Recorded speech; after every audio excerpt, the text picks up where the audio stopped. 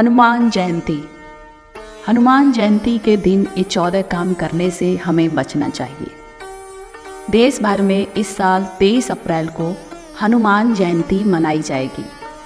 चैत्र माह की पूर्णिमा तिथि के दिन संकट मोचन हनुमान जी का जन्म हुआ था, इसलिए इस दिन को हनुमान जन्मोत्सव के रूप में मनाया जाता है।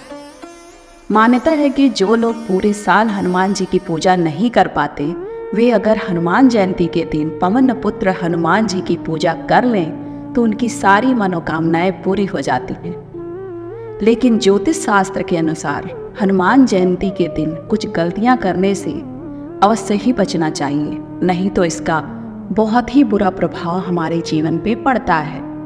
जानते हैं इस वीडियो में हनुमान जयंती पे क्या करें और क्या ना करें। हनुमान जयंती पे बजरंग बली को प्रसन्न करने के लिए घी के दीपक या चमेली के दीपक से आरती करना चाहिए। हनुमान जी को प्रसन्न करने के लिए चोला चढ़ाना चाहिए। सिंदूर और चमेली का तेल भी अर्पित करना चाहिए। बजरंग बली की कृपा पाने के लिए आप उनको बूंदी, बेसन के लड्डू, इमरती आदि का भोग भी लगा सकते हैं। वीर हनुमान जी का आशीर्वाद पाने के लिए हनुमान चालीसा, सुंदर कांड का पाठ कर सकते हैं। हनुमान जयंती पे बजरंग बली को लौंग, इलायची चढ़ाई जाती है तो शनि दोष दूर हो जाता है। शनि की पीड़ा से हमें राहत मिलती है। हनुमान जयंती पे क्या नहीं करना चाहिए, तो चलिए जानते हैं इस वीडियो में। हनुमान जयंती पे सुबह देर तक नहीं सोना चाहिए। जल्दी सवेरे स्नान ध्यान करके हाथ में गंगा जल लेकर व्रत का संकल्प करना चाहिए। साफ स्वच्छ वस्त्रों में पूर्व दिशा की ओर भगवान हनुमान जी की प्रतिमा को स्थापित करना चाहिए। विनम्र भाव से बजरंग बली की प्रार्थना करनी चाहिए। ध्यान रहे कि मन में कोई भी कुविचार ना आ पावे। इसके पश्चात विधि विधान से श्री हनुमान जी की आराधना करनी चाहिए। बजरंग बली को लाल रंग बेहद प्रिय है। ऐसे में पूजा करते समय हनुमान जी को लाल रंग के फूल, कपड़े आदि अवश्य अर्पित करनी चाहिए। हनुमान जी की पूजा काले या सफ़ेद रंग के कपड़े पहनकर तो बिल्कुल ही नहीं करना चाहिए। ऐसा करने पे आपकी पूजा पर नकारात्मक प्रभाव पड़ता है। पूजा करने के लिए हमेशा लाल और पीले रंग के कपड़ों का ही प्रयोग करना चाहिए। हनुमान जी की पूजा करने वाले भक्त को मंगलवार या हनुमान जयंती के व्रत वाले दिन नमक का सेवन नहीं करना चाहिए। साथ ही इस बात का भी ध्यान रखना चाहिए कि दान में दी गई वस्तु, विशेष रूप से मिठाई का स्वयं सेवन नहीं करना चाहिए। श्री बजरंग बली काफ़ी शांत प्रिय देवता माने जाते हैं, इसलिए उनकी आराधना साधना बड़े ही शांत मन से करना चाहिए। यदि आपका मन अशांत है या फिर आपको किसी बात पे क्रोध आ रहा है, तो ऐसे में हनुमान जी की पूजा ना करें।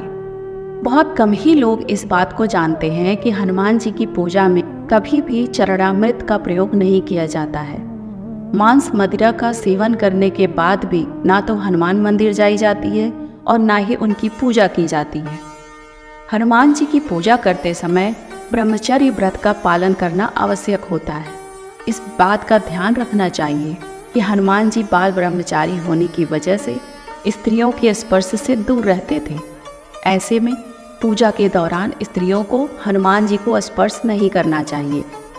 हनुमान जयंती पे पूजा के लिए बजरंग बली की टूटी हुई या खंडित प्रतिमा का इस्तेमाल बिल्कुल नहीं करना चाहिए। अगर आपके घर के मंदिर में बजरंग बली की ऐसी कोई भी प्रतिमा है तो उसे फौरन हटा दें। बेहतर होगा कि ऐसी प्रतिमा को आप जल प्रवाहित कर दें। हनुमान जी की पूजा कभी भी सूतक काल में भी नहीं करनी चाहिए। सूतक काल न सिर्फ ग्रहण के 12 घंटे पहले लगता है, बल्कि घर में किसी की मृत्यु हो जाने पर भी यह मान्य होता है। किसी व्यक्ति की मृत्यु होने पर घर में 13 दिन के लिए सूतक काल लग जाता है। इस अवधि में हनुमान जी की पूजा करना वर्जित होता है।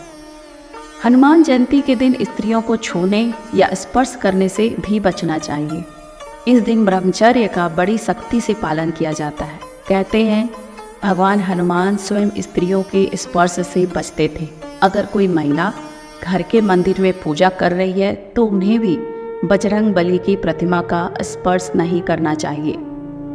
हनुमान जी की कृपा पाने के लिए उनके प्रभु श्री राम की सेवा जरूर करनी चाहिए।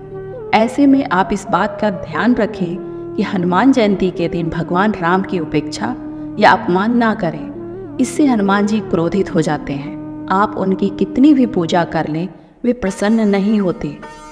हनुमान जयंती के दिन किसी भी बंदर को परेशान नहीं करना चाहिए, क्योंकि हनुमान जी इसी कुल से आते हैं। महिलाएं पूजा के समय बजरंग बाण का पाठ ना करें, क्योंकि इसकी मनाही होती है। शास्त्रों के अनुसार महिलाओं को कभी भी हनुमान जी को जनेऊ, चोला आदि नहीं चढ़ाना चाहिए। इन चीज़ों को पुरुषों को ही अर्पित करना चाहिए।